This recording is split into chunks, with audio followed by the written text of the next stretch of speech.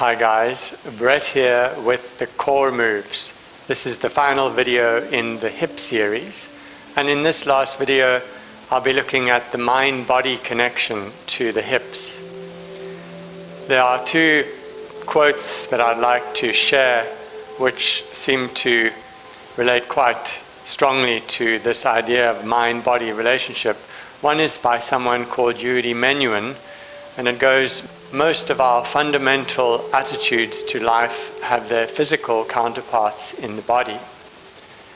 And the other is by someone called Carolyn Myss from her book Anatomy of the Spirit, which goes, our biography becomes our biology.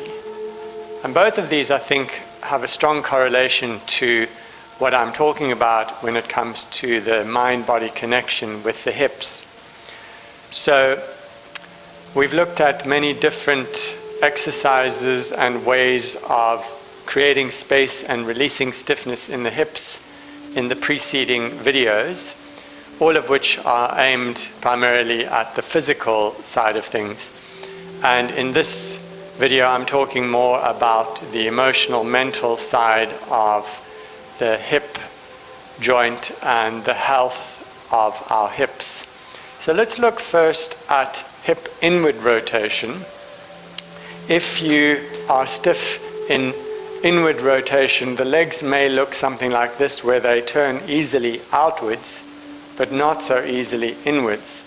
So you may find that it's more difficult for you to sit in a position like this, where you need some inward rotation to be able to sit in this position. So if that's the case for you, and you find it difficult to sit like this, but the legs turn easily outwards, what this may indicate and may reflect if you have stiffness in hip inward rotation is that it's difficult for you and challenging to look inwardly. And the consequence may be that you tend to put other people's needs before your own. So a simple solution here might be to consider your own needs before others and see if that creates some shift in the movement of the hips. And then looking more at the outward rotation, which is a more common pattern of stiffness, especially in our culture where we spend so much time sitting in chairs. So that will look more like this, where perhaps when we try to sit cross-legged, the legs are more up like this and it's difficult to release them out. So if you find that you have a lot of stiffness in this movement, in this hip rotation, what I'd like to suggest is that the stiffness in hip movement can relate to a difficulty in recognizing choice in one's life. So what I mean by this is that we tend to see a situation outside of ourselves. In Buddhist terminology, they talk about taking responsibility for ourselves and our life. So to recognize our choice is simply to see that we are choosing this situation or this thought or this response or this relationship or this job.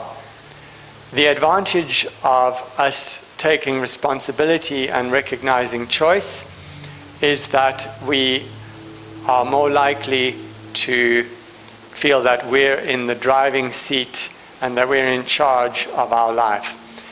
The consequence of not recognizing choice can be that we tend to blame and put responsibility outside of ourselves, and this can create anxiety, it can create resentment, and it can create anger, all of which have a physical consequence, which can be tension, dysfunction, and particularly what I'm saying is this can be centered in the hips. So a simple solution then might be to say to yourself, I have choice in all aspects of my life, and as much as possible to be able to say to yourself, I'm choosing this. It has a very different physical consequence to say I'm choosing this than to feel that you are obligated in a situation, or that you are trapped. The feeling of feeling obligated or trapped can lead to a lot of tension in the body, and again to dysfunction. So it may also be the case that you find it difficult to say no to others because you feel obligated. So this is an important thing to consider when it comes to the health and the function of the hip. So I urge you to consider this aspect if you haven't, when it comes to working with hip movement and improving the general health of your hips. Thanks for watching me. Thanks for joining me on this journey with the hips. And Namaste.